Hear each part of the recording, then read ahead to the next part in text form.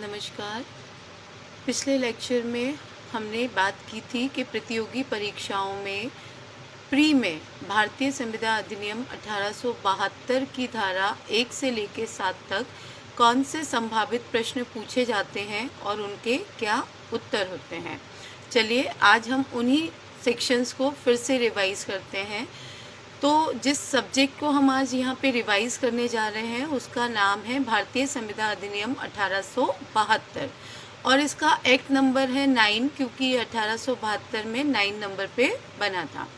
इसका अधिनियम संख्यांक के बाद हम बात करेंगे कि ये किस दिनांक को अधिनियमित हुआ।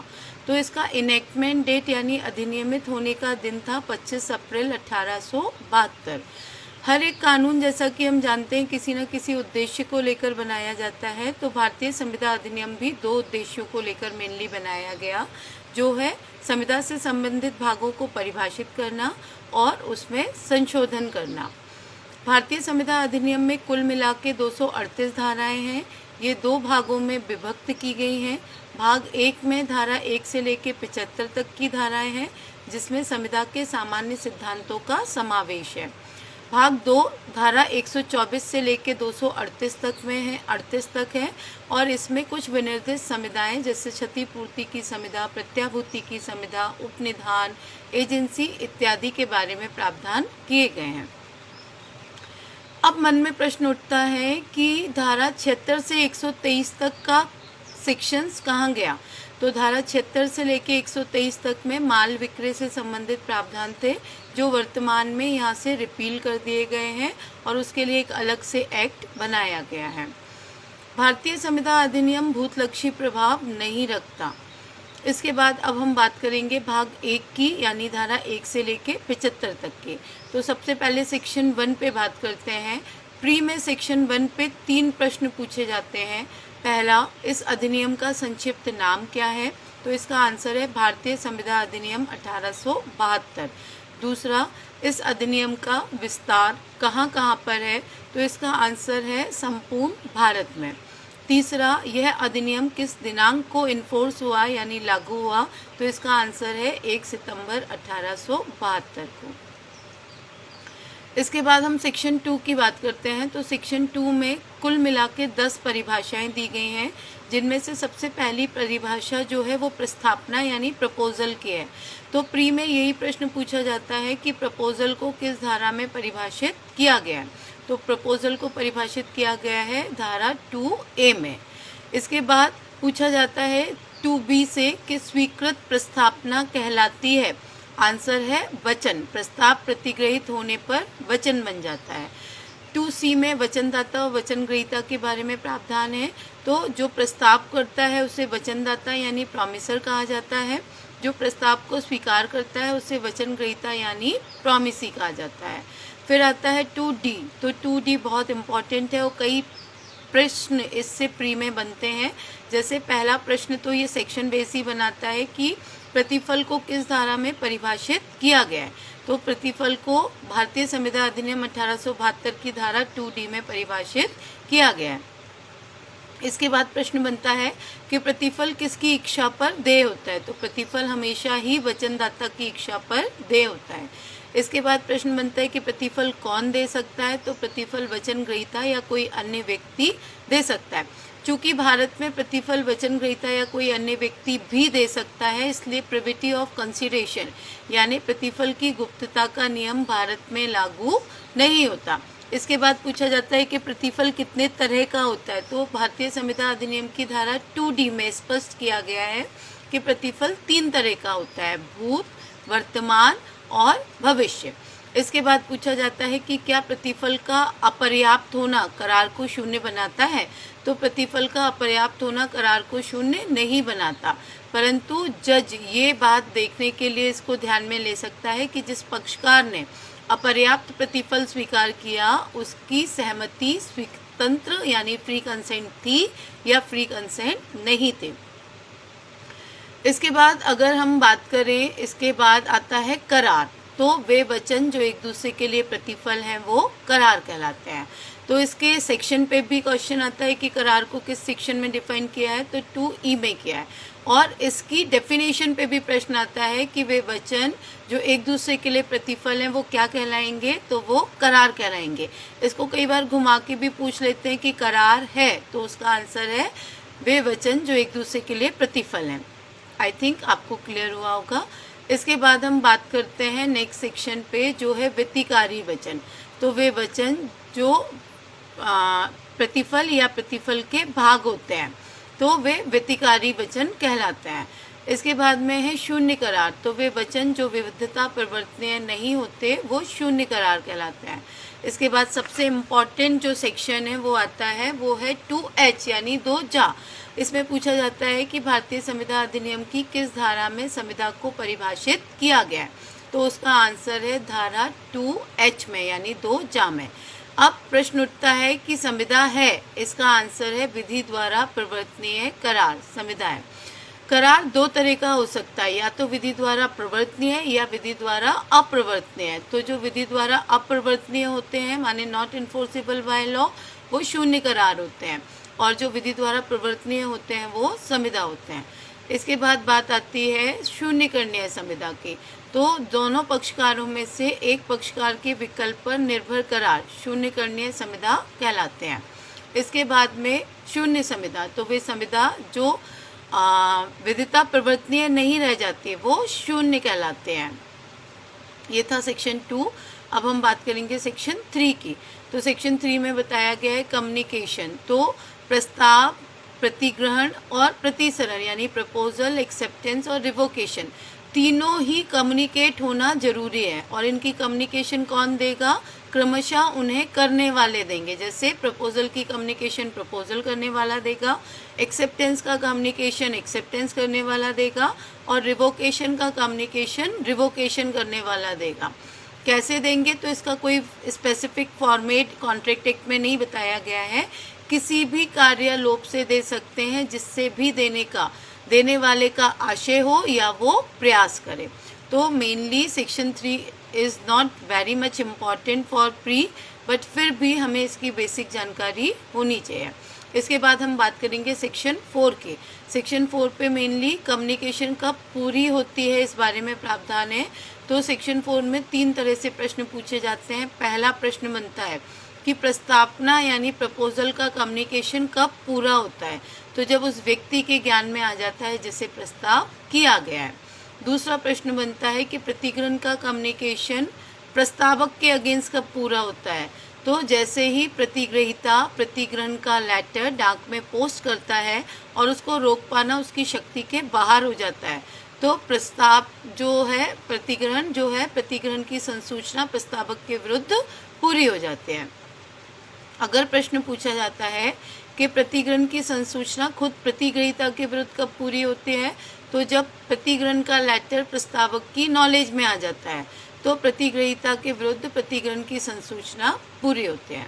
इसके बाद प्रश्न पूछा जाता है कि रिवोकेशन की संसूचना रिवोकेशन करने वाले के विरुद्ध कब पूरी होती है, तो जो व्यक्ति रिवोकेशन करता है जैसे ही वो रिवोकेशन यानी प्रतिसरण का पत्र डाक में पोस्ट करता है, प्रतिसरण की संसूचना उसके खुद के विरुद्ध पूरी होती है, और जब सामने वाले के ज्ञान में आती है यानी उसके नॉलेज में आती है तब सामने वाले के विरुद्ध पूरी होती है। इसके बाद अब हम बात करेंगे सेक्शन 5 की। तो सेक्शन 5 में रिवोकेशन के बारे में प्रावधान है। सेक्शन 5 में बताया गया है कि कोई भी अपने पार्ट का रिवोकेशन कब तक कर सकता है, यानी कब तक प्रपोजल करने वाला यानी प्रॉमिसर अपने प्रपोजल को रिवोक कर सकता है, और कब तक प्रॉमिसी अपने एक्सेप्टेंस को रिवोक कर सकता है।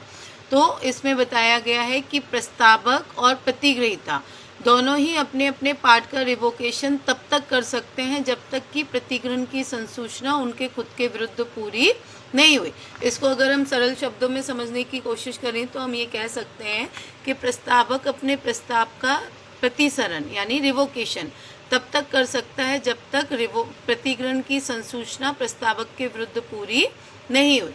ऐसे ही प्रतिग्रहीता भी अपने प्रतिग्रहण का रिवोकेशन तब तक कर सकता है जब तक कि प्रतिग्रहण की संसूचना खुद प्रतिग्रहीता के विरुद्ध पूरी नहीं हुई। इसका मतलब है कि जब प्रतिग्रहण की संसूचना हमारे विरुद्ध पूरी हो जाती है उसके बाद हम रिवोकेशन नहीं कर सकते। इसके बाद बात आती है section 6, how revocation made. Revocation कितने तरीके से किया जा सकता है? तो धारा 6 में स्पष्ट किया गया है कि रिवोकेशन 4 तरीके से किया जा सकता है। पहला, रिवोकेशन की संसूचना देकर यानी थ्रू कम्युनिकेशन। दूसरा, लैप्स ऑफ टाइम या रीजनेबल जो टाइम होता है उसके व्यतीत हो जाने पर, लैप्स ऑफ रीजनेबल टाइम। तीसरा है failure to fulfil condition precedent, पूर्वभाव्य शर्त के भंग होने पर। और चौथा है प्रतिग्रहण करने से पहले अगर प्रतिग्रहण करने वाले व्यक्ति के नॉलेज में ये फैक्ट आ जाए कि प्रस्ताव करने वाला मर गया है या विकृत चित्त हो गया है, तो इन चारों कंडीशन में जो हमारा प्रपोजल है वो रिवोक हो जाता है, यानी प्रतिशरत हो जाता है, वो स्वतः समाप्त हो जाता है। इसके बाद हम बात करेंगे सेक्शन 7 की। तो सेक्शन 7 में बताया गया है एक्सेप्टेंस मस्ट बी एब्सोल्यूट, माने कैसा होना चाहिए? प्रतिग्रहण पूर्ण होना चाहिए, एंड अनक्वालिफाइड यानी कि शर्त रहित होना चाहिए। तो प्रतिग्रहण कैसा होना चाहिए? प्रतिग्रहण पूर्ण एवं शर्त रहित होना चाहिए। और इस पे बहुत बार प्री में क्वेश्चन पूछा जाता है, जैसा कि मैंने आपको अपने पिछले लेक्चर में भी बताया था कि प्रतिग्रहण होना ही चाहिए। पहला ऑप्शन होगा आपका पूर्ण, दूसरा होगा शर्त रहित और तीसरा होगा ए और बी दोनों। तो इसका आंसर है ए और बी दोनों। इसके बाद हम बात करते हैं सेक्शन 8 की। तो सेक्शन 8 सामान्य प्रस्तावना के बारे में प्रावधान करता है और सेक्शन 8 में बताया गया है कि सामान्य प्रस्तावना का प्रतिग्रहण हम 2 तरीके से कर सकते हैं, एक शर्तों के पालन द्वारा और दूसरा प्रतिफल की प्राप्ति द्वारा। और इसमें ये भी पूछा जाता है कि सामान्य प्रस्तावना से संबंधित महत्वपूर्ण केस लॉज कौन कौन से हैं। तो इसमें सबसे इम्पॉर्टेंट केस लॉ है Carlill versus carbolic smoke wall company का मामला, जिसमें ये डिसाइड हुआ था कि सामान्य प्रस्तावना के मामलों में संसूचना देना प्रतिग्रहण की आवश्यक नहीं होता, केवल शर्तों का पालन मात्र ही पर्याप्त होता है। इसके बाद अगर हम बात करें तो दूसरा केस जो हमारा इम्पॉर्टेंट है और इससे रिलेटेड है वो है हरभजन लाल वर्सेस हरचरण लाल का मामला। और तीसरा जो इम्पॉर्टेंट केस है वो है मालराजू लक्ष्मी वेंकटम्मा वर्सेस वेंकट नरहरि अप्पा राव का मामला। तो ये तीनों ही सामान्य प्रस्तावना से रिलेटेड महत्वपूर्ण निर्णय हैं और इनके बारे में भी प्रश्न पूछा जाता है। इसके बाद हम बात करते हैं सेक्शन 9 की। तो सेक्शन 9 से ये पूछा जाता है कि वचन कितने प्रकार का होता है। तो सेक्शन 9 में बताया वचन 2 प्रकार का होता है, एक अभिव्यक्त और दूसरा विवक्षित। तो कब हम बोलेंगे कि वचन अभिव्यक्त है? तो जब किसी वचन के लिए प्रस्तावना और उसका प्रतिग्रहण शब्दों में किया जाता है, चाहे लिखकर या बोलकर, तो वो वचन कैसा होता है? वो अभिव्यक्त होता है। दूसरा विवक्षित, तो जब किसी भी वचन के लिए प्रस्तावना और उसका प्रतिग्रहण शब्दों से अन्यथा आचरण द्वारा किया जाता है तो वो विवक्षित होता है। जैसे रेलवे स्टेशन पे जो वेइंग मशीन खड़ी रहती है ना, वजन तोलने वाली मशीन, तो वो विवक्षित प्रस्तावना का ही उदाहरण है।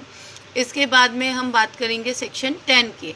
तो 10 को जानने से पहले एक पॉइंट ये क्लियर करना बहुत ज़रूरी है कि हर एक करार संविदा नहीं होते, केवल वही करार संविदा होते हैं जो धारा 10 की शर्तों को पूरा करते हैं। तो चलिए आइए देखते हैं धारा 10 में वो कौन सी शर्तें हैं जो किसी भी करार को संविदा में कन्वर्ट करते हैं। धारा 10 में बताया गया है कि पक्षकार must be competent to contract, वो कैसे होने चाहिए? संविदा करने में सक्षम होने चाहिए। दूसरा है उनकी स्वतंत्र सहमति होनी चाहिए, यानी फ्री कंसेंट होना चाहिए। तीसरा पॉइंट है कि उनका विधिपूर्ण उद्देश्य होना चाहिए, यानी लॉफुल ऑब्जेक्ट होना चाहिए। चौथा है कि उनका विधिपूर्ण प्रतिफल होना चाहिए, यानी कि लॉफुल कंसिडरेशन होना चाहिए। और पांचवा पॉइंट है कि उन्हें शून्य घोषित नहीं किया गया होना चाहिए। तो जो करार इन पांचों शर्तों को पूरा करते हैं वो विधि द्वारा प्रवर्तनीय होते हैं और ऐसे करार संविदा का रूप लेते हैं। इसी का सेकंड क्लॉज ये कहता है कि अगर कोई करार इन पांचों शर्तों के अलावा उसका लिखित होना, साक्ष्यों की उपस्थिति में होना और रजिस्टर्ड होना अपेक्षित करता है तो वो तभी वैलिड होगा जब वो लिखित हो, रजिस्टर्ड हो और साक्ष्यों की उपस्थिति में किया गया हो। जैसे कि दान लिखित होना चाहिए, साक्ष्यों की उपस्थितियों में होना चाहिए और वो रजिस्टर्ड भी होना चाहिए। इसके बाद हम बात करेंगे सेक्शन 11 की। तो सेक्शन 11 में सक्षम पक्षकार को डिफाइन किया गया है और इसमें बताया गया है कि सक्षम पक्षकार से तात्पर्य है जो वयस्क है, जो स्वनिश्चित है और जो विधि द्वारा नियोग्य नहीं किया गया है। इसमें एक महत्वपूर्ण केस लॉ जो पूछा जाता है वो है मौरी बीबी वर्सेस धर्मदास घोष का मामला। इसका निर्णय प्रिवी काउंसिल ने दिया था और जस्टिस नॉर्थ इसके न्यायाधीश थे और 1903 का ये मामला है। तो इसमें ये सारे प्रश्न पूछे जाते हैं कि मौरी बीबी वर्सेस धर्मदास घोष का मामला किससे रिलेटेड है, तो ये अवयस्क की संविदा से रिलेटेड है। दूसरा पूछा जाता है इसमें निर्णय किसने दिया था, तो इसमें निर्णय प्रिवी काउंसिल ने दिया था। तीसरा पूछा जाता है कि जस्टिस का नाम क्या था, तो जस्टिस का नाम था नॉर्थ और इसका ईयर भी पूछा जाता है, तो 1903 इसका ईयर है। और इससे पूछा जाता है कि मौरी बीबी वर्सेस धर्मदास घोष के मामले में क्या अभिनिर्धारित किया गया था, तो इसमें अभिनिर्धारित किया गया था कि अवयस्क की संविदा आरंभ से शून्य होते हैं। इसके बाद हम बात करेंगे धारा 12 पे जो स्वचित्त के बारे में है। धारा 12 ये कहती है कि वह व्यक्ति जो संविदा की प्रकृति, उसका प्रभाव और उसके बारे में राशनल जजमेंट माने युक्ति संगत निर्णय लेने में सक्षम है, वो स्वचित्त माना जाता है। एक व्यक्ति जब वह स्वचित्त होता है वह संविदा करने के लिए सक्षम है और जब वो स्वचित्त नहीं है तब वह संविदा करने के लिए सक्षम नहीं है। इसमें भी प्रश्न इसके एग्जाम्पल पर पूछा जाता है, उदाहरण पे पूछा जाता है कि मान लीजिए एक व्यक्ति 12 महीनों में से 8 महीने तक विकृत चित्त रहता है और 4 महीने स्वस्थ चित्त रहता है, तो वह कब संविदा नहीं कर सकता। तो वो जब विकृत चित्त रहता है उस दौरान वो संविदा नहीं कर सकता और जब वो स्वस्थ चित्त रहता है उस दौरान वो संविदा कर सकता है। यानी 8 महीने अगर वह विकृत चित्त है तो उस दौरान संविदा नहीं कर सकता और 4 महीने जब वो स्वस्थ चित्त है तब वह संविदा कर सकता है। तो आज हमने सेक्शन 1 से लेके सेक्शन 12 तक प्री के हिसाब से बेयर एक्ट से क्या क्या संभावित क्वेश्चन बन सकते हैं उनके बारे में बातचीत की। बहुत जल्दी अगले लेक्चर में हम धारा 1 से लेके धारा 12 तक जो बेयर एक्ट के अलावा भी प्रश्न बनते हैं, जो थ्योरी के प्रश्न बनते हैं, उनके विषय में हम चर्चा करेंगे।